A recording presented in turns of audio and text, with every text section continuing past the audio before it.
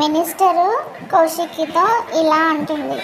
ఏంటంటే, మన నియోజకవర్గంలో ఉప ఎన్నికలు వస్తున్నాయి కదా కౌశికి, అందులో మన పార్టీ తరఫు నుంచి వైజయంతి గారిని ఎమ్మెల్యేగా పోటీ చేస్తే బాగుంటుంది అని అనుకుంటున్నాను అని చెప్పి మినిస్టర్ గారు కౌశికితో అంటారు.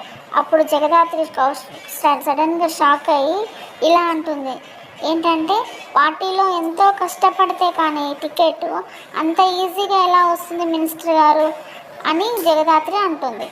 అప్పుడు యువరాజ్ అంటాడు కదా కోపంగా జగదాత్రితో, అది వజ్రపాటి పేరుకున్న విలువను చూసి ఇస్తున్నారు సీటు అని అంటాడు. అప్పుడు నిషి అంటుంది కదా, అయినా పరువు గురించి, మర్యాద గురించి, గొప్పతనం గురించి నీకెలా తెలుస్తుందిలే అని కోపంగా అంటుంది జగదాత్రితో.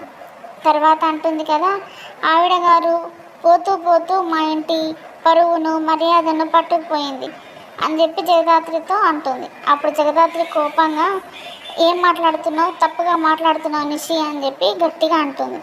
అప్పుడు మినిస్టర్ అంటారు కదా, అది నిజం జగదాత్రి అంటుంది.